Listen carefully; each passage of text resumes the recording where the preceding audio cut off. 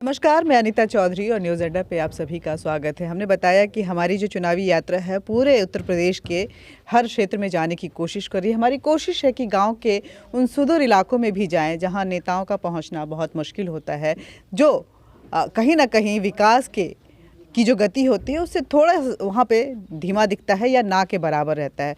ये सब जानने के लिए कि विकास ये हम सब बार बार सुनते हैं कि हम विकास कर रहे हैं, विकास हो रहा है, लेकिन इसकी सत्यता कैसे प्रमाणित हो इसके लिए वहाँ जाना ज़रूरी है। तो हमने यही कोशिश की कि चलो इस बार जो चुनावी जो कैंपेन की जाए या हम कहें कि चुनावी जो कवरेज हो वो कहीं ना कहीं गांव के इलाके में हो। शहर तो हमने बहुत खाक छाक मारे, लेकिन गांव को भी देखना बहुत ज़रूरी है। वहाँ के लोगों की क्या स्थिति है, कितना डेवलपमेंट हुआ है, क्या उनके नेता उनके बीच पहुँचते हैं। इन्हीं चीज़ों को लेकर के जब हम महाराजगंज पहुँचे और महाराजगंज के एक सुदूर गांव इलाके में हम पहुँचे तो हमने देखा कि बड़ी ज़ोर शोर से कैंपेनिंग चल रही थी। छोटे छोटे हर एक घर में जाके छोटी छोटी जनसभाएं हो रही हैं और वहाँ पे नेताजी जो हैं बैठे हुए हैं, लोगों से बातचीत कर रहे हैं। हमने जब जानने की कोशिश की कि ये कौन है, किस पार्टी से बिलोंग करते हैं, तो उनका नाम था जयमंगल कनौजिया और बीजेपी से बिलोंग करते थे। हम बड़ा आश्चर्य हुआ हमें।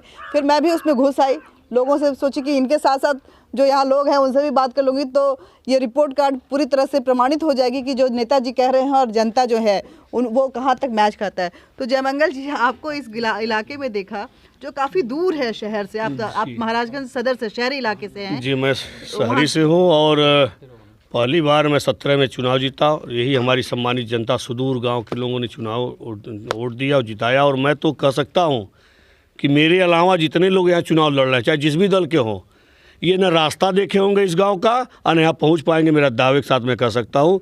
और मेरा तो अक्सर आना जाना रहता है। यहाँ के हमारे लोग हैं भाई पटदार, हम एक तरह से हमारे परिवार संबंधित हमारे लोग हैं। अच्छा। और मैं जब भी आता हूँ तो आपके सामने गुड़ रखा हुआ है, एक गुड़ की पानी पीते हम लोग हैं। अच्छा। और ये बहुत हमारा आखिरी इलाका है, विधानसभा का हमारा आखिरी छोर है, इसलिए मैं यहाँ परमानेंट। और विकास 17 के पहले यहाँ कुछ था ही नहीं।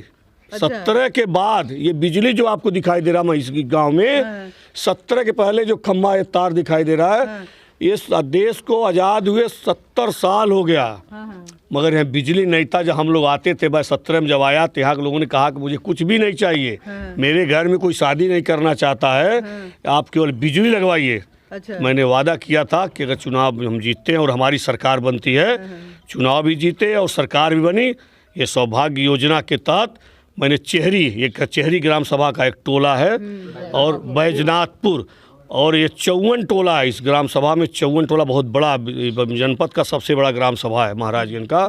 और मैं पूरे चेहरी में बहुत ज़्यादा, लगभग 11,000 पोल, 11,000 पोल और 76 ट्रांसफार्मर लगवा करके इस अंधेरे को उजाले के रूप में मैंने इसको तब्दील किया हूँ। अच्छा। जी, तो मतलब आप घर घर जा रहे हैं, घर घर। देखिए, एक बात अच्छी है कि इस बार कम से कम सरकार की तरफ से हम देख रहे हैं, चाहे जो भी दल के नेता हों, इस चुनाव में एक चीज़ देखने को मिल रहा है कि लोग घरों में जा कर के अपने जो वोटर्स हैं, अपने जो मतदाता हैं, उनके साथ संबंध बनाने की कोशिश कर रहे हैं, चाहे वो चुने हुए नेता हों, चाहे वो पहली बार खड़े हों या विपक्ष दल के हों।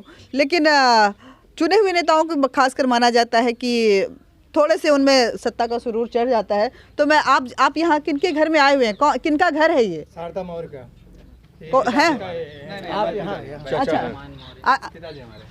अच्छा, प्रणाम। अब क्या नाम है आपका? शारदा मौर्य। शारदा मौर्य, हाँ। अच्छा, ये जो आपके विधायक साहब हैं ठीक ठाक हैं? ठीक ठाक तो हैं, बाकी यहाँ ध्यान नहीं देते हैं किसी बात के। हमके 220 बीपी हो गए, मरने से बच गए नहीं। कहें कि नाली यहाँ गंदा है, बीपी आपका ठीक नहीं कर पाते। देखिए, विधायक से ये भी उम्मीद होनी चाहिए। सुनिए, पहली बात, ये नाली गंदे से सब बीमारी पैदा होती है, यही के चिंता में हमके बीपी भाई। अच्छा, बीपी, देखिए कितना ट्रस्ट है कि हम, जनता मांगती है, बिजली मांगती है, जनता सड़क मांगती है, जनता स्वास्थ्य भी मांगती है, स्वास्थ्य सेवा भी मांगती है, लेकिन बीपी का इलाज भी हमारे नेताजी करेंगे, ये उम्मीद है आपकी, विश्वास है आपका। आप बताइए। अच्छा, आप तो भाजपा वाले हैं, आप बताइए।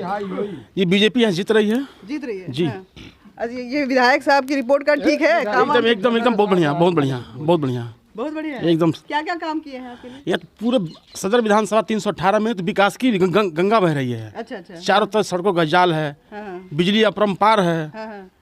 विकास का हम लोग क्या कह लिया जाए कि कोई सीमा नहीं जानी चाहिए। अच्छा, 2017 से पहले कोई आपके गांव में आता था? नेता लोग आते थे? कभी नहीं, कोई नहीं आता था, कोई कोई नहीं नहीं आता था, अच्छा कोई आता नहीं था। वो तो जैसे माननीय जयमंगल जी विधायक सदर हुए तब से हमको लग रहा है कि पूरे क्षेत्र की जनता इनसे इतनी खुश है कि उसका तुलना हम क्या कर सकते हैं। अच्छा, आप भाई साहब? मेरा नाम पवन कुमार वर्मा है, मैं यहीं का निवासी हूँ। हाँ। आप इसके पहले भी आई होंगी, 2017 के पहले इतना विकास नहीं हुआ होगा, लेकिन 2017 के बाद और 2022 के बीच में जितना काम हुआ है, जितना अच्छा रोड बना है, आप खुद चल कर आई हैं, आप देखी होंगी, महसूस की होंगी, कहीं भी गड्ढा चाहे मतलब कोई भी चीज़ यहाँ पे दिक्कत नहीं है, विकास ज़्यादा हुआ है। वो तो मैंने देखा कि गांव की सड़कों के हिसाब से, क्योंकि पगडंडियाँ होती हैं, लेकिन आपके गलियों में भी मैंने देखा पत्थर बिछ गए हैं। वो पत्थर वाली ईंटों वाली जो सड़क बनती है बहुत, हाँ, इंटरलॉकिंग हो चुकी है और बहुत मजबूत सड़क होती है, काफ़ी सालों तक खराब नहीं होती है। और कौन बात करना चाहेंगे, आप बताइए।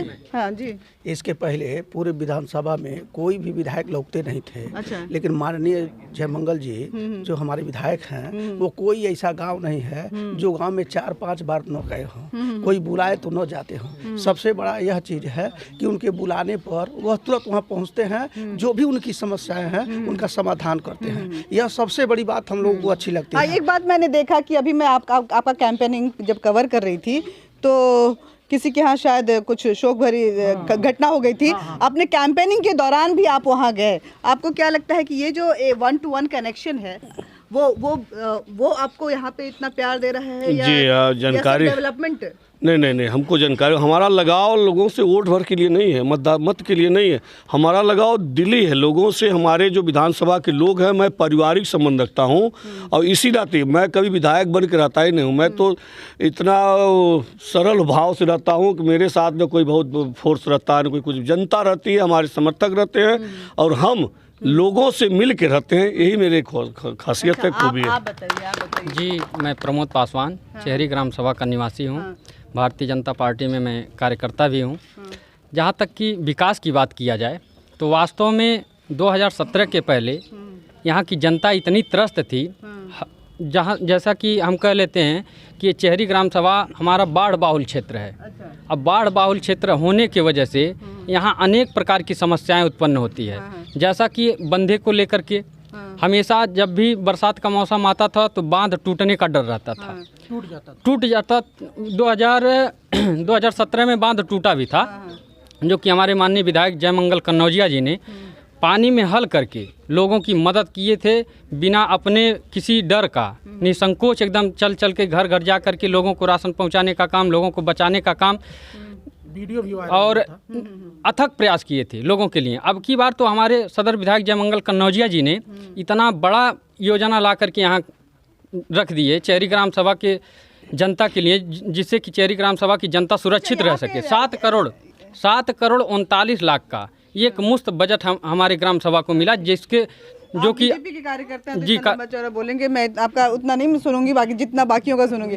देखिए, यहाँ पे लोग कहता है कि जो दलित वर्ग है, जो वंचित वर्ग है, वो बीजेपी के साथ इस बार नहीं जा रहा है और वो मायावती के साथ, और कहीं ना कहीं जो पिछड़ा वर्ग है वो समाजवादी पार्टी के साथ जा रहा है। यहाँ पे कितने लोग हैं जो उस वर्ग से ताल्लुक़ रखते हैं, जो पिछड़े वर्ग से हों या सभी लोग पिछड़े वर्ग के हाँ? हैं। दलित वर्ग। आइए आप बताइए कि बहन जी ज़्यादा अच्छी लगती हैं या अभी की सरकार ज़्यादा? नहीं, जोगी जी की सरकार अच्छी लगती है। जोगी जी की सरकार अच्छी लगती है? जयमंगल जी अच्छे लगते हैं। अच्छा, ये मिलते जुलते हैं हमेशा। हाँ। क्यों अब मिलने जुलने के अलावा और कौन कौन सा ऐसा कार्य है जिसको लगा कि नहीं मेरे लिए? जो हमारे लिए काम होता हम लोग कहते हैं वो काम हो जाता है। अच्छा, हाँ, तो वो सुनते हैं बात को। अच्छा, मिलते हैं, हाँ। जनता से कनेक्टिविटी। हाँ, कनेक्टिविटी रखते हैं। अच्छा, और हाँ सर बताइए। क्या पूछना चाहते हैं? बताइए कि ये जो पिछड़ा वर्ग जो है वो समाजवादी पार्टी के साथ है, क्योंकि पिछड़े वर्ग की राजनीति करते हैं वो। दलित वर्ग या तो बहन जी के साथ जाएगा, ऐसा सुनने में आ रहा है, या फिर समाजवादी पार्टी के साथ जाएगा। पंडितों की और ठाकुरों की जो पार्टी है वो बीजेपी घोषित हो रही है। नहीं, ये गलत बात है कि ठाकुरों ब्राह्मण सबका साथ सबका विकास जो है, जो नारा दिए हैं मोदी जी और जोगी जी ने, उनसे जनता बहुत खुश है। कारण उसका है जो स्कीम लगाए हैं, दिए हैं, जनता के बीच में आया है, वह स्कीम जो है हर परिवार में पहुंच रहा है। जैसे राशन फ्री हुआ, ये राशन मिल रहा है। कोरोना के चलते जो राशन बांटा जा रहा है गरीबों में कि गरीब परिवार जो है भूखा न सोए, इससे ये जो है बहुत कारगर सिद्ध हुआ है जनता के हित में, गरीबों के हित में। इसके बाद जो शौचालय बनवाई सरकार, प्रत्येक परिवार में जो है दिया गया जो है, इससे जो है स्वच्छता जो है एकदम बढ़ गया। बीमारी नामात्र की रह गई है, 90% बीमारियां दूर हुई हैं। और सड़कों का तो जाल बिछा हुआ है इस सरकार में। ये चाहे मायावती हो आ चाहे अखिलेश की सरकार रही हो, इतना विकास नहीं कर पाए हैं ये लोग जो है। अच्छा, आपका नाम क्या है? राम बच्चन चौरसिया। राम बच्चन हाँ, चौरसिया जात के बड़ई हैं। अच्छा, मतलब पिछड़े वर्ग से? जी। पिछड़े वर्ग से। तो देखिए, पिछड़े वर्ग से भी लोग जो हैं वो कहीं ना कहीं खुश नजर आ रहे हैं, और हमने देखा कि दलित वर्ग के लोग भी उन्होंने। लेकिन जयमंगल जी, वैसे तो खुश नज़र आ रही है जनता आपकी, आपका बाढ़ का में जो आपने योगदान दिया उसको भी कह रही है, और कैमरे में भी कैद हुआ कि किस तरह से आप अपनी जनता के साथ कनेक्ट होकर रहना। लेकिन काका का प्रॉब्लम सॉल्व कीजिएगा। अब उसके लिए मुझे पढ़ाई करनी पड़ेगी। मैं प्रयास करूंगा कि जो स्वास्थ्य के क्षेत्र में जो कुछ अधूरे कार्य रह गए हैं उसको पूरा करा करके, चाचा का भी जो समस्या उसको प्रयास करूंगा कि समाधान हो। और स्वास्थ्य के क्षेत्र में मैं महाराजगंज में 3 PSC और 2 CSC का स्थापना कराया है महाराजगंज में। बहुत बड़ा काम हुआ। और ऊर्जा के क्षेत्र में 220 kVA का सब स्टेशन, बहुत बड़ा सब स्टेशन गोपाला महीने और जनवरी में उसका उद्घाटन हो जाएगा। रोडवेज जो अंग्रेज के ज़माने का यहाँ वापिस था, वो ढह रहा था एकदम, 6 करोड़ 80 लाख ला करके उसका भी निर्माण शिलान्यास किया और निर्माण चालू है। महाराजगंज की सड़कें 1989 को जनपद का घोषणा हुआ था महाराजगंज, मगर यहाँ की सड़कें 3 मीटर से चौड़ा था ही नहीं महाराजगंज मुख्यालय की सड़कें। और आज आप आई होंगी महाराजगंज में, देखी होंगी कि शाम का समय लगता है कि आप हजरतगंज की चौराहे पे हैं। इतना अच्छा सड़कों का जाल मैंने बिछाया। इसमें सबसे बड़ा योगदान महाराजगंज के हमारे माननीय सांसद श्री पंकज चौधरी जी, जो भारत सरकार के वित्त मंत्री हैं, उनका आशीर्वाद, उनका सहयोग है कि हम मिलजुल करके इस जनपद और महाराजगंज सदर का विकास हम कर रहे हैं। बहुत बहुत शुक्रिया आपका। लेकिन चाचा, आपके ये प्रॉब्लम सॉल्व करने के बाद करते हैं कि हम पढ़ाई भी कर लेंगे, ऐसा बोल रहे कि हमको विधायक बनाए तो हम पढ़ाई भी कर लेंगे और BP भी चेक कर दिया करेंगे। पहले हमारा नाली साफ से चलत देखिए, नाली साफ करवाइए पहले इनका। प्रयास करेंगे। साफ वाली बात नहीं, खाली साहब हमारे साथ में आए करवा दे। आप तो वोट दीजिएगा कि नहीं दीजिएगा? कि जब तक नाली साफ नहीं हो तब तक वोट देने नहीं जाइएगा? ये जब ये पार्टी शुरुआत में सदस्य हैं, भाजपा का सदस्य हैं, गोपी गांव में रजिस्टर में देख लीजिए जाके। तब से हम कहीं गई नहीं कर, बाकी लोग तनको ना ध्यान देना। देखिए, ये बता रहे हैं कि मैं समर्पित वोटर हूँ भाजपा का, लेकिन कुछ एक समस्या जो है जो इनकी आंखों में खल रही है, जिसकी वजह से इनकी BP बढ़ जा रही है। इसके लिए वो बोल रहे हैं कि जब तक ये समस्या का समाधान, ये विश्वास होता है जनता का विश्वास होता है, तभी वो कहती है कि नहीं, आज हमारे घर में कोई दुख की खबर हुई हो तो हमारे घर में नेता, हमारे जो प्रतिनिधि हैं वो आने चाहिए। हमारे घर में खुशी की खबर है तो हमारे प्रतिनिधि आने चाहिए। और हमारे अगर स्वास्थ्य के लिहाज से मैं थोड़ा वीक फील कर रहा हूँ तो हमारे प्रतिनिधि को उसका ख्याल रखना चाहिए, ये भी विश्वास है। बहुत बहुत शुक्रिया आपका, धन्यवाद, थैंक यू। जोगी मोदी जिंदाबाद।